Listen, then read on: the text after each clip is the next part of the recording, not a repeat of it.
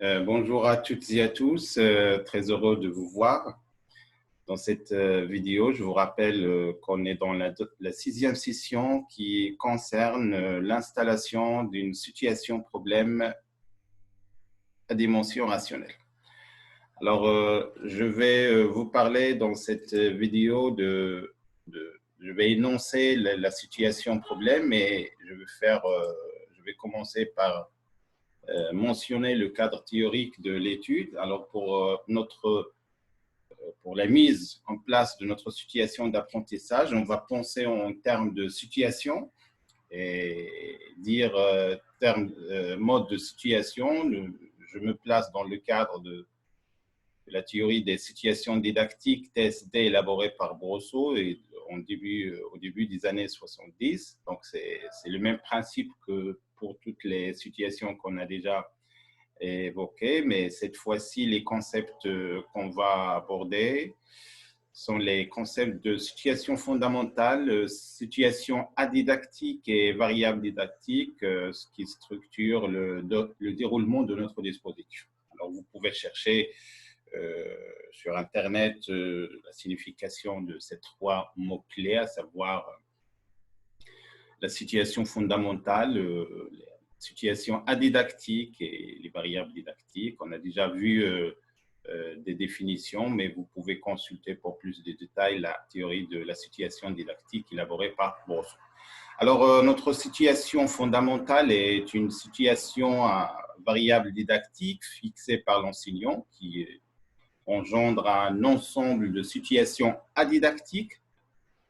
Donc, pour juste un petit rappel très rapide, une situation adidactique, ça veut dire une situation qui est proposée sans intervention de l'enseignant, c'est-à-dire on laisse l'apprenant lui seul face à la tâche qu'il va accomplir. Alors, notre situation fondamentale est une situation à variable didactique fixée par l'enseignant qui engendre un ensemble de situations adidactiques pour couvrir les enjeux relatifs au relais qu'on a déjà évoqué, le relais empirique, heuristique vers conceptuel ou formel. Alors, empirique, ça veut dire qui fait partie de l'expérience. Heuristique, ça veut dire qui fait de la découverte, c'est l'art de découvrir. Et la conceptualisation, on a parlé de mots conceptuels, et bien sûr, formel vient de mots formalisme, bien formalisation dans le cadre des mathématiques. Alors, peut-être, je ne voudrais pas vraiment trop parler de ce relais, mais je l'ai déjà explicité dans un paragraphe de ce manuscrit, mais vous pouvez toutefois en consulter, le lire à tête reposée une fois l'article est publié. Mais pour le moment, on va se contenter de dire en gros qu'il y a un relais qui part de l'expérience vers la conceptualisation, bien depuis l'heuristique vers le formalisme, bien évidemment sans être de manière linéaire. Donc, en faisant varier les variables didactiques de notre situation fondamentale, la modélisation didactique de notre dispositif consiste à faire correspondre à la notion de suite des situations qui font apparaître cette notion comme outil optimal et autonome qui renvoie aux structures formelles et ou intuitives de l'activité mathématique. Or, du fait que notre situation fondamentale est proposée en amont de l'université, nous ne prétendons pas, dans ce travail, atteindre un niveau optimum de rigueur, car un tel milieu comporte un ensemble d'éléments non matériels, registres, symbolisation, formalisme, intuitionnisme, soulevant ainsi des limites de la TST au niveau universitaire. Alors, je voudrais dire par ces dernières phrases que n'oubliez pas que la théorie de la situation didactique s'applique en gros dans un contexte scolaire. Et donc, on a un apprenant, on a la présence d'un enseignant, hein, d'un animateur hein, qui joue sur les paramètres pour une finalité, disons, d'apprentissage. Mais au niveau supérieur, ce n'est pas la même chose. On peut bien souligner l'absence didactique de l'enseignant. Alors, avant de dénoncer notre situation problème rationnel, je vais d'abord citer les caractéristiques d'une telle situation. Alors, une situation problème à dimension rationnelle devrait être liée à un thème mathématique précis. Dans notre cadre, il s'agit bien des suites. Et attention, j'ai dit les suites qui n'ont pas les suites numériques, là, pour laisser la thématique dans un sens plus large, c'est-à-dire on peut parler des suites et puis les limites des suites, et on peut également parler des suites numériques et des suites complexes. Et je vous rappelle que les suites complexes, bien évidemment, sont hors programme du niveau secondaire. Deuxième caractéristique, la situation à dimension rationnelle devrait correspondre à 4 situations. Une première sous forme d'énoncé reprenant des automatismes ou des conceptions erronées sur le terme abordé et nécessitant une justification ou la construction de contre-exemples dont il s'agit de déterminer la valeur de vérité. Écoutez bien, je vais relire cette première partie parce que dans cette séquence, je vais me contenter seulement de vous parler de cette première partie de notre situation problème à dimension rationnelle. Et donc, la séquence suivante, je vais passer à la deuxième partie, là, ainsi de suite, à la troisième, puis enfin à la quatrième. Alors, je répète, notre situation problème à dimension rationnelle devrait correspondre à 4 situations, dont la première, qui m'intéresse dans cette vidéo, est une première sous forme d'énoncé reprenant des automatismes ou des conceptions erronées sur le thème abordé et nécessitant une justification ou la construction de contre-exemples dont il s'agit de déterminer la valeur de vérité. Donc, je vais partager avec vous explicitement, précisément, qu'est-ce que j'entends par cette première partie. Maintenant, je vais continuer sur tracer l'architecture générale de notre situation problème rationnel.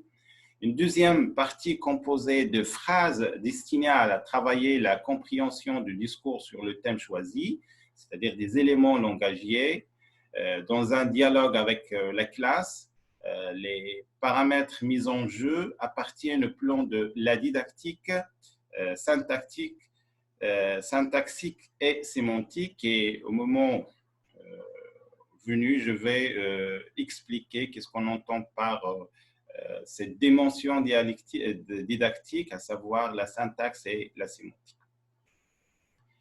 Et puis une troisième partie qui présente des propositions qui proviennent des textes officiels donnant lieu à des habitudes scolaires.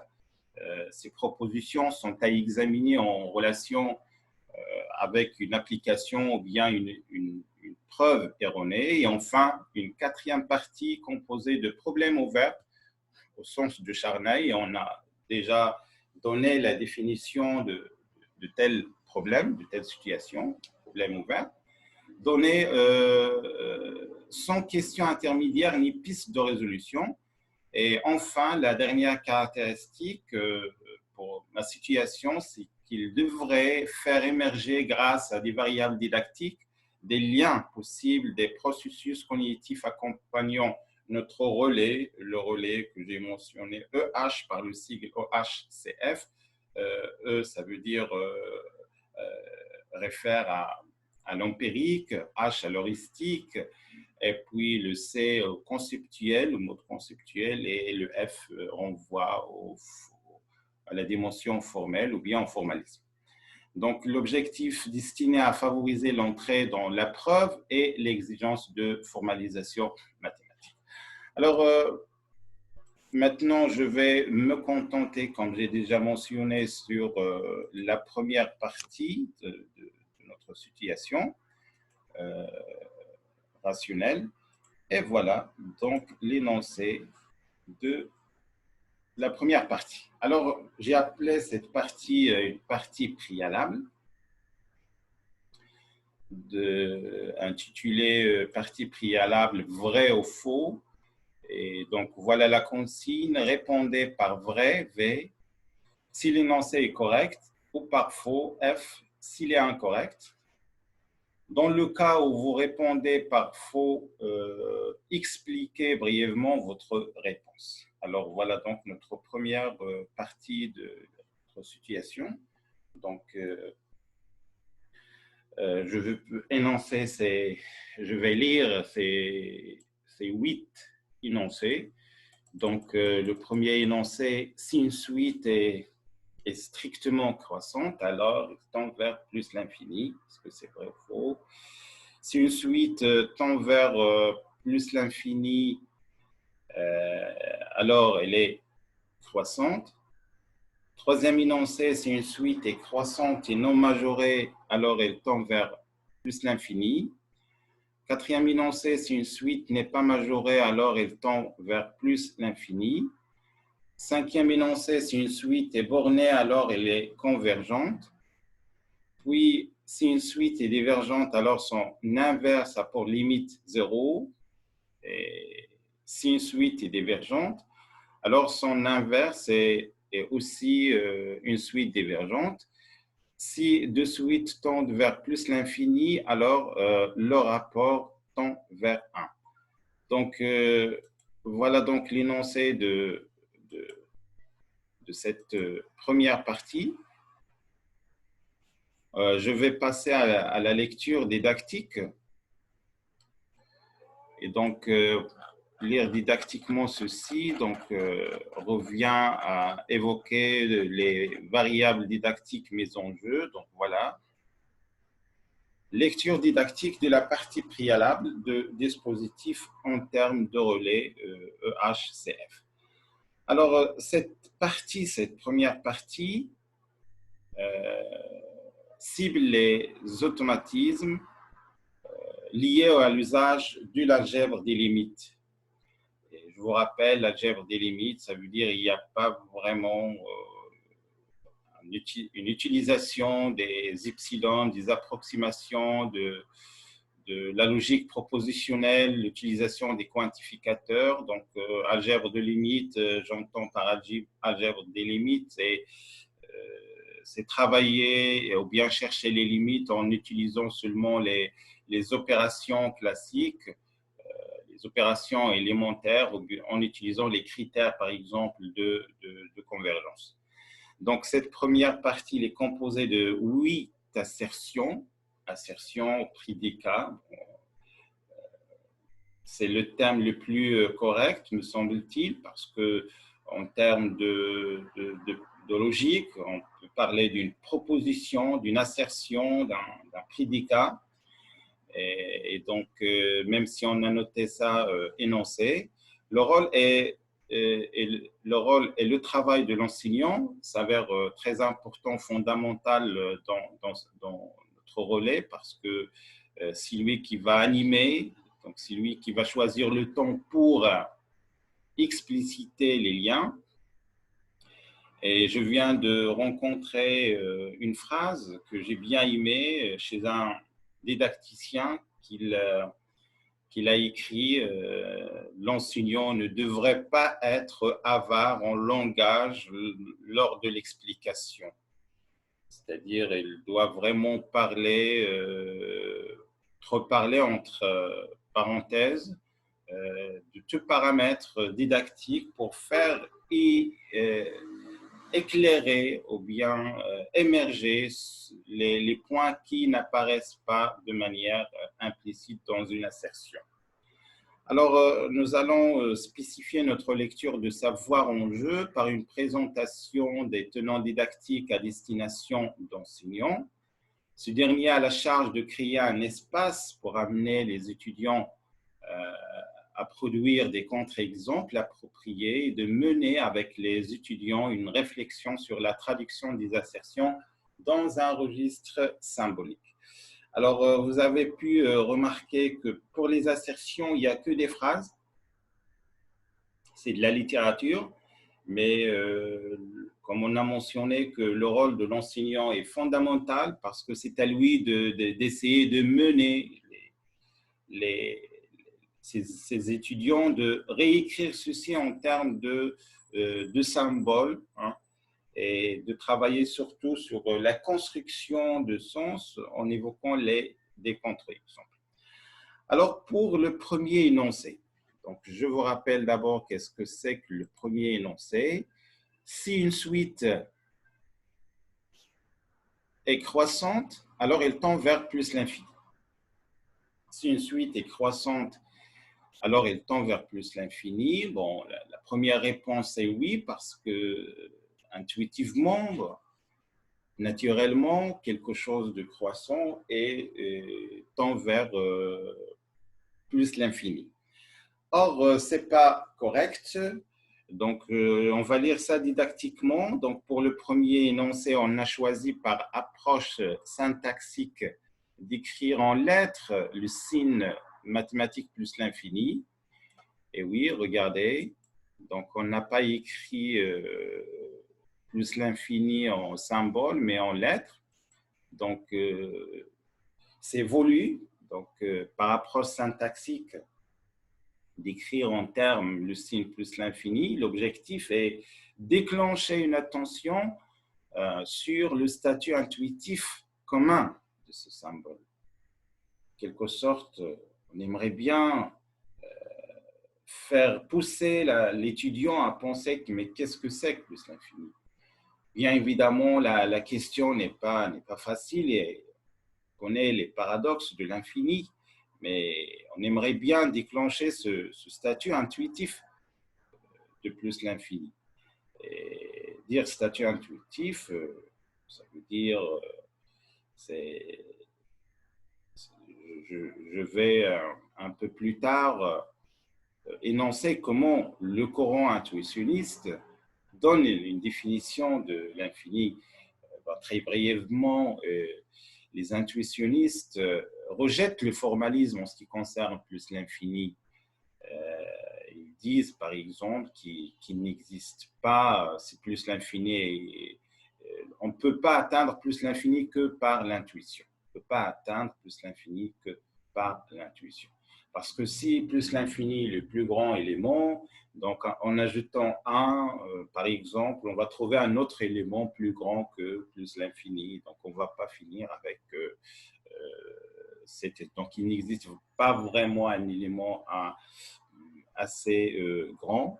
Donc, mais intuitivement, on peut dire que c'est plus l'infini. Donc, c'est très brièvement, c'est autour de ceci. Donc, l'enseignant peut en profiter pour mener une petite discussion d'ordre historique ou bien discuter les paradoxes sous-jacents. Alors, il y a vraiment beaucoup de choses à dire sur plus l'infini, du point de vue historique et également même du point de vue mathématique, c'est pas évident. C'est pas évident. Donc, personnellement, j'ai échangé même avec une amie formatrice à l'Université de Genève. On a parlé de plus l'infini. Bon, on ne peut pas faire une distinction, mais juste pour vous éclairer la chose, l'infini, ce n'est pas toujours quelque chose de plus grand. Donc, il y a cette première définition, on prend un nombre et puis on ajoute un, on va trouver un plus grand et ainsi de suite. De proche en proche, on va avoir un nombre qui est intuitivement plus grand. Mais imaginez que vous avez un intervalle 0,1 et on va penser en termes de centre d'intervalle. Donc le centre d'intervalle 0,1, c'est 0,5, c'est-à-dire 1 sur 2. Le centre de l'intervalle 1 sur 2, 1, c'est 1 sur 4. Et ainsi de suite, on peut chercher les centres en utilisant un processus infini. Et vous voyez que vraiment l'infini, dans ce cas-là, le processus d'infini, il est vraiment pour les nombres trop petits, de plus en plus petits, pas nécessairement de plus en plus. Alors, voilà donc l'idée, ça dépend donc de la culture de l'enseignant, de l'animateur, c'est limite aussi ses connaissances. et ses réflexions vers plus l'infini. La fonction, on va maintenant exhiber un contre-exemple pour nier la véracité de la première assertion. Donc, si on prend la fonction homographique f de x égale à x plus b sur cx plus d, avec bien évidemment les fonctions bien définies, cette fonction étant familière aux élèves du lycée parce que bon, ils ont vu ce type de fonction à la première année baccalauréat, en deuxième année du lycée. Et donc, sa monotonie il est également facile à trouver parce qu'il y a cette technique de déterminant, savoir le signe de AD moins BC, c'est les strictement positif, alors la fonction elle est croissante. Et donc, on peut bien imaginer un exemple. Et donc, voilà une variable didactique, à savoir le couple signe de AD moins BC, en quelque sorte le déterminant, et puis la monotonie de F. Donc, c'est une variable didactique qui influence et justifie la construction de termes général, par exemple, UN égale à N sur N plus 1, qui peut convaincre l'étudiant de changer l'idée naturelle que toute quantité croissante est arbitrairement grande. Donc, vous voyez que la suite proposée, elle a comme limite 1 au voisinage de plus l'infini, pourtant elle est croissante. Donc, voilà, donc l'objectif, c'est de changer cette idée que tout de suite, toute quantité croissante, elle est arbitrairement grande. Pour le deuxième énoncé, si cette fois-ci une suite tend vers plus l'infini, alors elle est croissante. Donc, en quelque sorte, c'est la réciproque. Est-ce que toute suite qui tend vers plus l'infini, est-ce qu'elle est croissante? On va donc donner l'exemple suivant. UN égale à n plus sinus n. Alors, pour infirmer l'idée que toute quantité arbitrairement grande provient d'une croissance. Donc, voilà une autre idée. Vous voyez donc l'importance de ces deux exemples. Il y a toujours des idées naturelles qui ne sont pas correctes. Je veux dire qu'il s'agit des conceptions mentales. Donc, n plus sinus n est un exemple d'une suite qui est croissante, hein, mais il n'est pas, qui tend vers plus l'infini, mais il n'est pas croissante. Alors, pour construire cet exemple, on propose d'exploiter un résultat classique, à savoir, on sait que les fonctions trigonométriques cosinus et sinus sont comprises entre moins 1 et 1, et on va considérer la fonction ax plus b sinus x, puis par tracé de courbe, on remarque que le réel a, hein, ce a, il influence la pente de la courbe, et le réel b influence la monotonie. Donc pour nous, voilà une variable didactique se forme d'un couple, valeur de a et valeur de b pour l'expression de la fonction f de x égale à ax plus b sinus x. C'est une variable didactique qui permet d'avoir à la fois une quantité qui tend vers plus l'infini et qui change de monotonie. Et donc, voilà, donc l'objectif, c'est vraiment d'essayer. L'objectif, ce n'est pas de répondre en tant que didacticien par oui ou non, mais de faire travailler des variables didactiques qui sont convaincantes à partir des outils assez familiers pour l'élève, pour l'étudiant, pour corriger ces représentations mentales à propos de ces deux assertions d'apparence vraiment contradictoires ou bien. Donc, pour nous, ces deux énoncés, l'énoncé 1 et 2, consistent à un milieu favorable qui favorise la transition heuristique conceptuelle. C'est-à-dire, il y a cet aspect de la découverte et également l'aspect conceptuel de la chose. Donc, il y a donc l'étudiant va découvrir à partir de ces variables didactiques, à partir de ces contre-exemples, quelque chose. Il joue même avec ses paramètres pour trouver ce qu'il a, pour trouver le bon contre-exemple. Et puis, pour changer ses conceptions mentales. Donc, on va passer au troisième énoncé.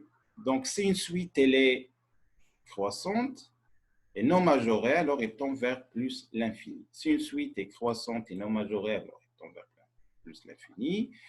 Le troisième énoncé est une implication pratique dont il est demandé aux étudiants d'exhiber une démonstration.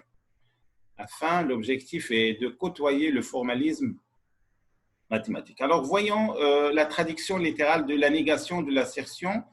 Quel que soit n appartient à n, il existe un m appartient à r tel que un inférieur à r.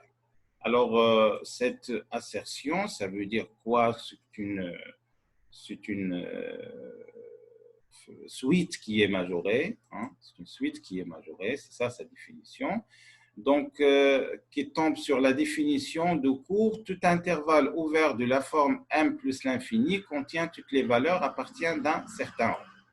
Oui, donc regardez cette expression, ça veut dire tout simplement que tout intervalle de la forme m plus l'infini contient les valeurs du n à partir d'un certain ordre. Donc, c'est l'expression, c'est la traduction littérale de cette proposition, ou bien de ce prédicat, ou bien de cette fonction propositionnelle. Alors, cette traduction se fait ainsi facilement, mis en lumière la dimension formelle de notre relais. Donc, et donc, on peut dire que si une suite croissante est non majorée, alors elle tend vers plus l'infini. C'est exactement la signification de la limite d'après le cours. Et donc, elle est. Pour le quatrième énoncé, si une suite n'est pas majorée, alors elle tend vers plus l'infini. Alors, pour le quatrième énoncé, ou bien la quatrième assertion, qui présente la monotonie d'une suite comme étant une variable didactique qui pousse les étudiants à percevoir l'effet de la croissance pour l'expression de toutes les valeurs. Donc, le quatrième énoncé présente la monotonie d'une suite comme étant une variable didactique qui pousse les étudiants à percevoir l'effet de la croissance pour l'expression toutes les valeurs. Donc, je vais expliquer ça un peu plus. Alors, si une suite n'est pas majorée, alors elle tend vers plus l'infini. Si elle n'est pas majorée, alors elle tend vers plus l'infini. Et pour le cinquième énoncé, si une suite est bornée, alors elle est convergente. Si une suite est bornée, alors elle est convergente. Alors, l'exemple ici, il est classique, peut-être moins 1 à la puissance n. Moi, j'ai pris moins 2019 à la puissance n. L'idée est de penser aux quantités qui oscillent, mais qui restent bornées. Donc, des quantités qui oscillent, mais qui restent bornées. Et vous pouvez noter très rapidement qu'il s'agit bien de suites qui sont bornées, mais elles ne sont pas convergentes. Vous pouvez prendre l'exemple de moins 1 à la puissance n. Moi, j'ai pris moins 2019 à la puissance n. Donc, vous voyez que cette suite a pour limite, d'une part, soit moins 1, soit 1. Et donc, vous savez que la limite, s'il existe, elle est unique. Et par suite, cette fonction n'est pas convergente et pourtant, il est borné. Pour le sixième énoncé, si une suite est divergente, alors son inverse a pour limite 0. Donc, on va lire dans l'énoncé 6, nous entendons une discussion autour de la conception de mots divergés. Alors, pour les élèves, en général, la divergence est généralement prise pour une quantité qui tend vers plus l'infini. Donc, attention à cette explication, à cette conception erronée de la part de la majorité des élèves. Ils croient que la divergence signifie une quantité qui tend vers plus l'infini. Et on peut prendre même l'exemple de la suite n égale moins 1 à la puissance n qui peut servir d'exemple. Donc, ça ne va pas. Donc, si une suite est divergente, alors son inverse a pour limite 0. On peut prendre moins 1 à la puissance n. Donc, son inverse reste toujours une suite qui n'a pas, ou bien qui ne tend pas vers 0. Alors, pour l'énoncé 6, plutôt 7, si une suite est divergente, alors son inverse est aussi une suite divergente. Donc, l'énoncé 7 essaie de développer l'idée algébrique des concepts, inverse quotient division par 0. Donc, on propose le cas 1 sur n avec un tend vers plus l'infini. Donc, c'est un tend vers plus l'infini. Si un est une suite divergente, alors son inverse est aussi une suite divergente, oui. Et finalement, l'énoncé 8, je vais le lire. Ces deux suites tendent vers plus l'infini, alors le rapport tend vers 1. Bien évidemment, ce qui n'est pas vrai parce que l'énoncé 8 peut servir à rappeler et maîtriser les deux ou bien les quatre formes indéterminées classiques, en particulier l'infini sur l'infini. Voilà donc